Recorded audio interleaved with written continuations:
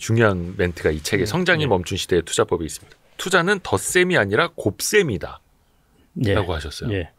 이제 많은 사람들이 덧셈을 생각하거든요. 뭐 예를 들어 적립식일 때도 10만 원, 10만 원, 10만 원, 10만 원. 이제 물을 타도 덧셈이 되고. 근데 곱셈이라고요. 원래 이제 돈이 불어나는 방식이 곱셈입니다. 그것도 제가 이제 이 질문을 보면서 그래도 참 핵심적인 것을 끄집어내셨구나. 그렇게 고맙습니다. 생각을 했는데요. 그래서 제가 사실은 유튜브에서 거의 지금 별로 하지 않은 이야기들을 계속 이제 처음으로 하는데요. 여러분들이 이렇게 보시면 될 겁니다. 내가 100% 수익률 내고 그다음 또 100% 수익률 내고 또 그걸 돈을 투자해서 또 100% 수익률을 냈습니다. 그다음에 0% 수익률을 냈어요.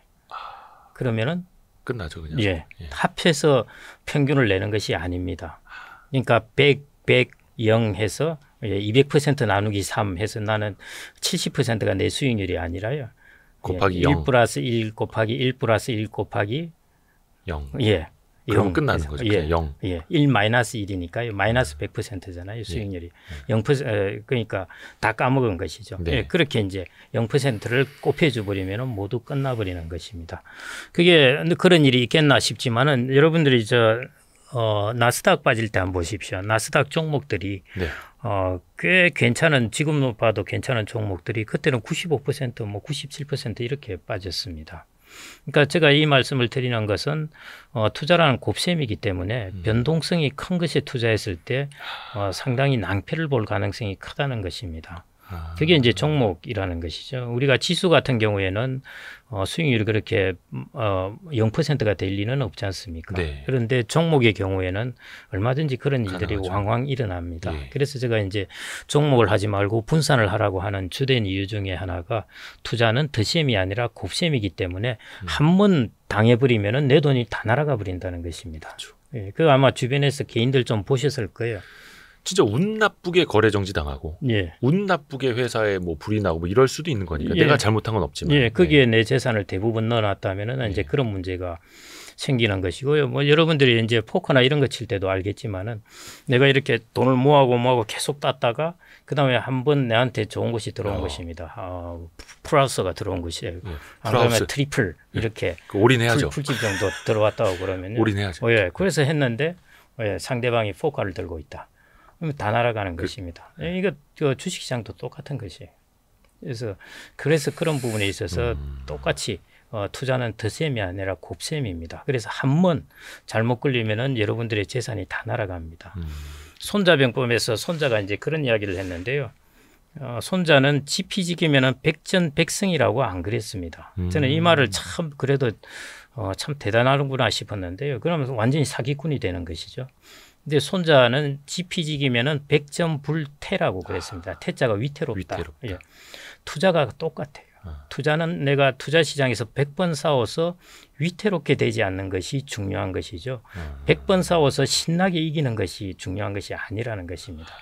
투자는 곱셈이기 때문에 내가 한번 극단적으로 위태롭게 되면 다 끝나버립니다. 손자가 말한 전쟁도 똑같은 것이에요. 내가 군사를 몰고 가서 한번 크게 위태롭게 돼버리면 이제 끝나버리는 것입니다. 군사의 뭐 한 90% 잃어버리면 그렇죠. 더 이상 회복 불가능한 것이죠. 이때 동안 이기고 있더라도 그게 이제 투자는 곱셈이라는 것이고 마찬가지 백전불태 위태롭되지 않게 하는 것 그게 되게 중요한 부분입니다. 그래서 투자론의 책의 많은 이야기들은 이렇게 위태롭게 되지 않으려면 어떻게 해야 되는가 하는 것 그 이야기가 투자론의 대부분의 이야기들입니다.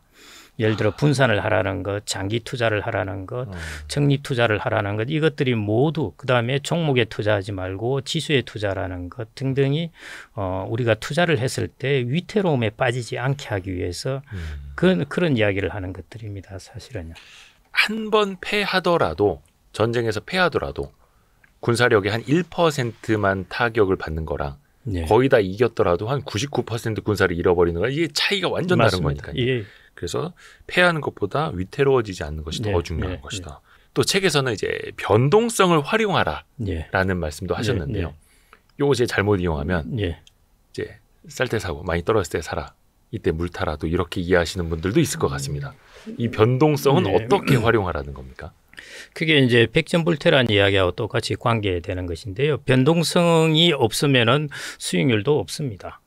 예를 들어 예금은 변동성이 없기 때문에 우리가 추가적인 수익률이 없는 것이죠. 항상 변동성이 있기 때문에 수익률이 있는 것입니다.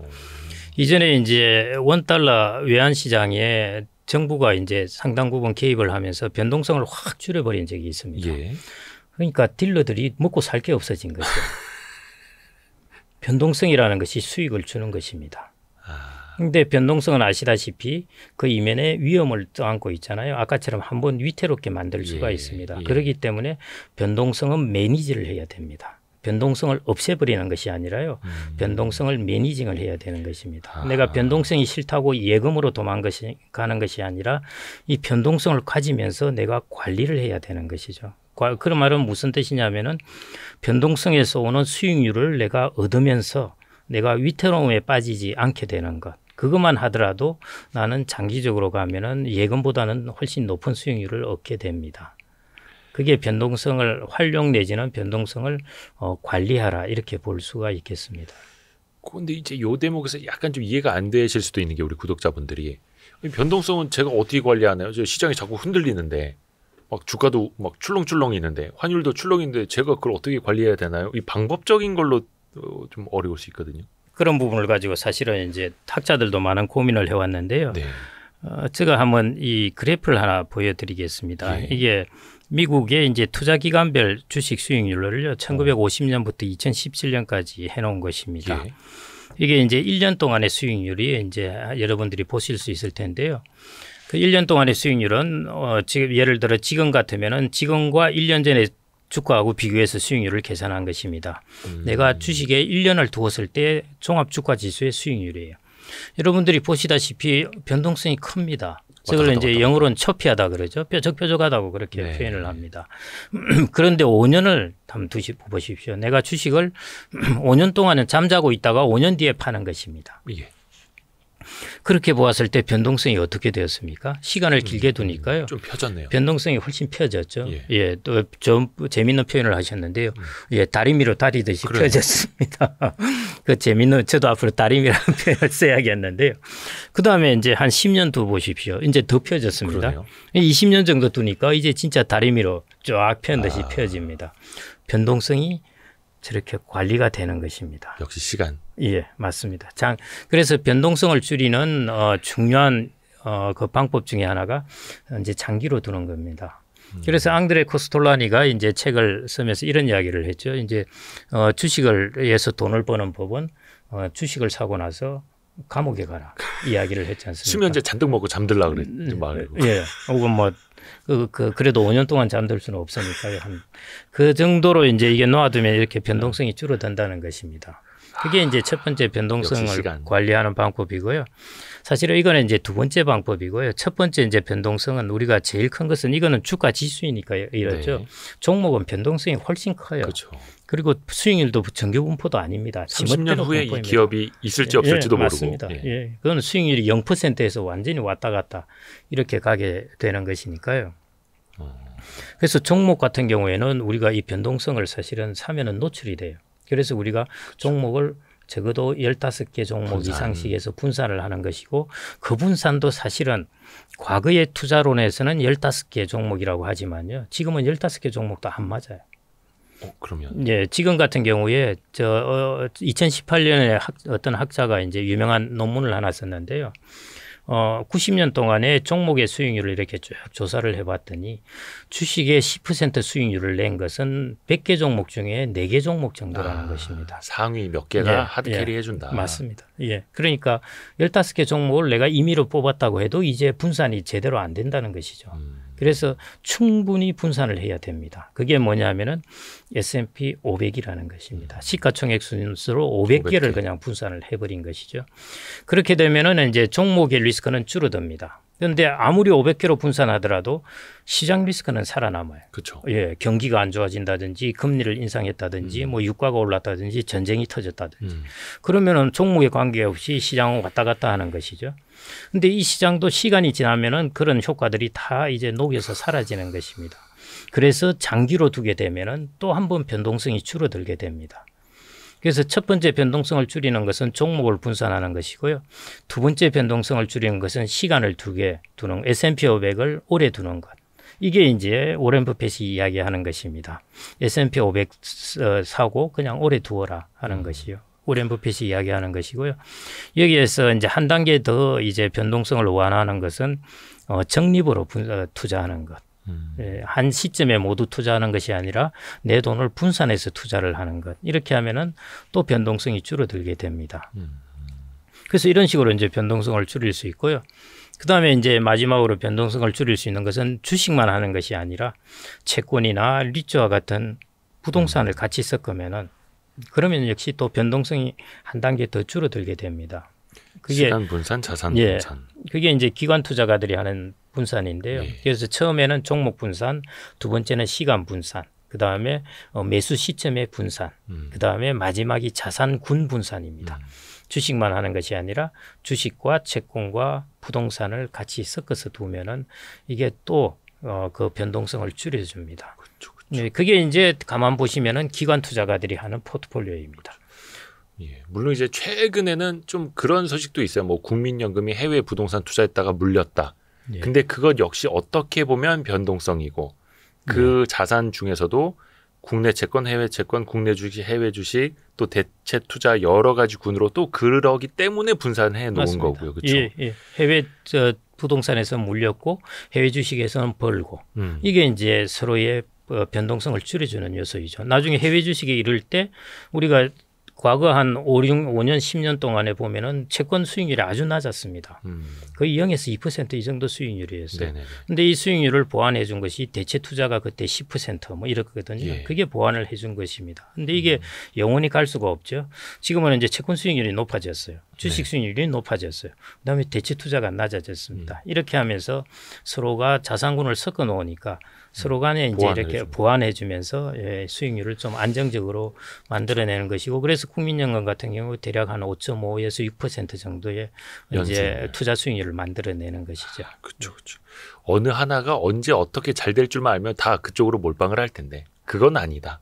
그래서 분산이 필요한 거다. 누구도 모릅니다.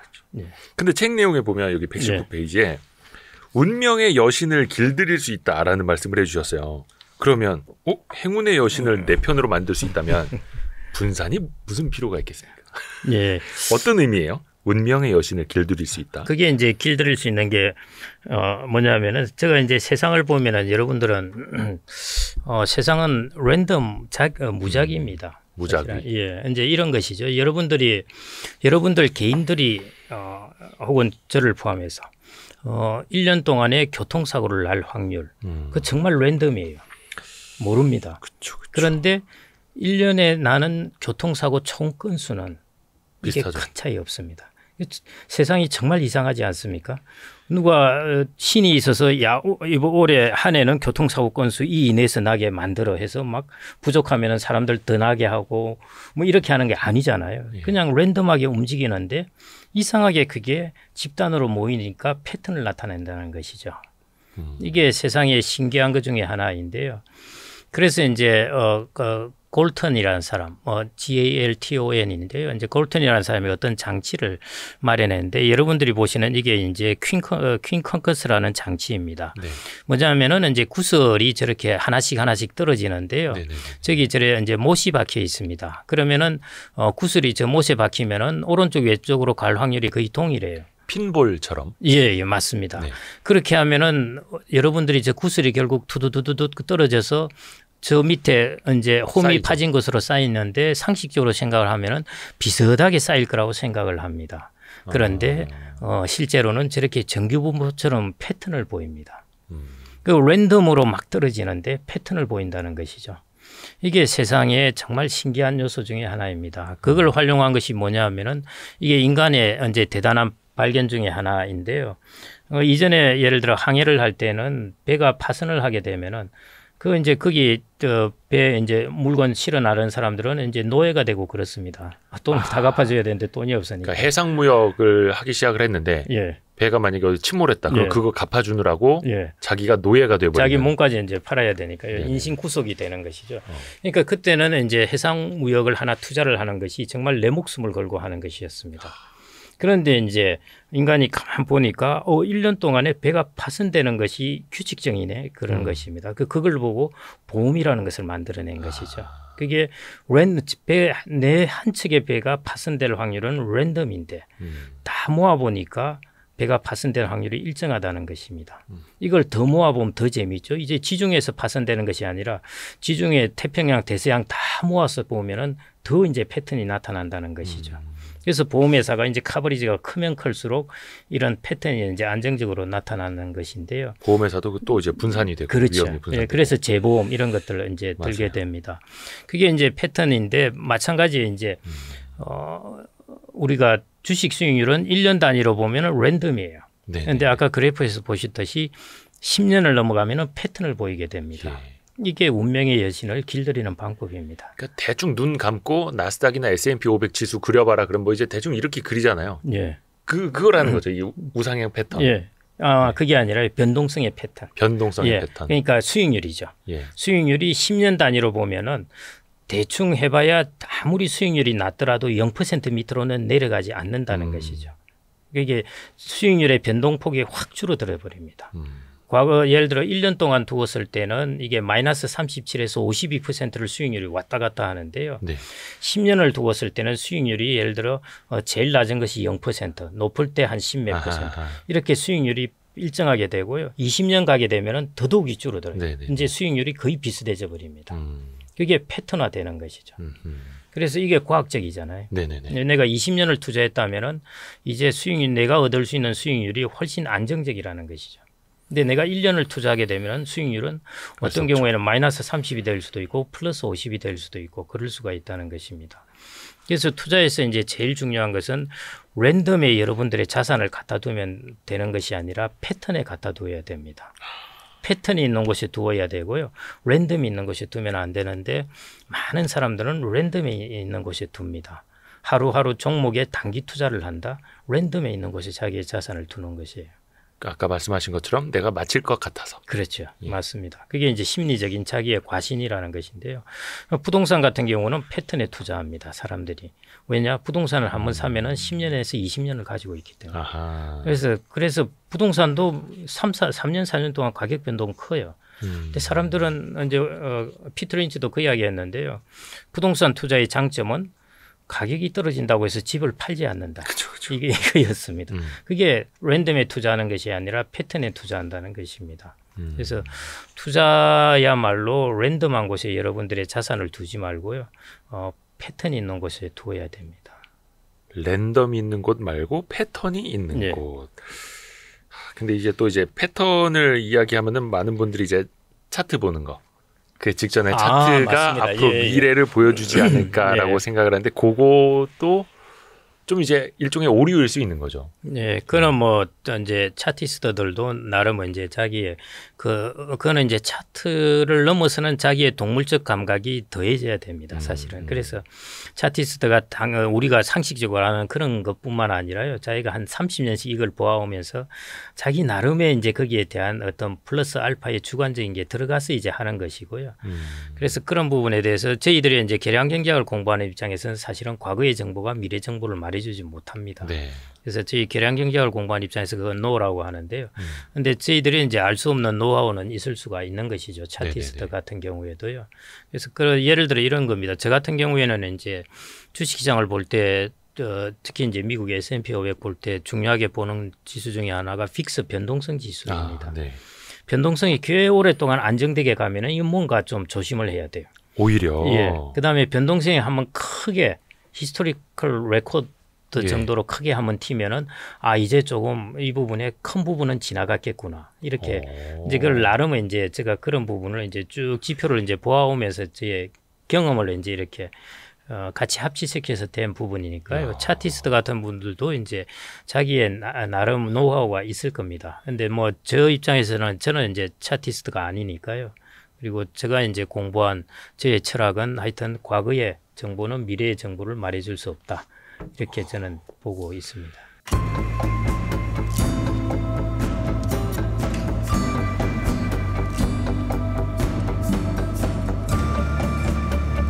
시장의 투자에 빠지면 원래 했던 것보다 더 빠진다라고 알고 있는데 사실은 안 그래요. 본인들이 퍼나 PBR 계산은 잘못했던 거예요. 너무 쓸데없는 정보들을 많이 하려고 하죠.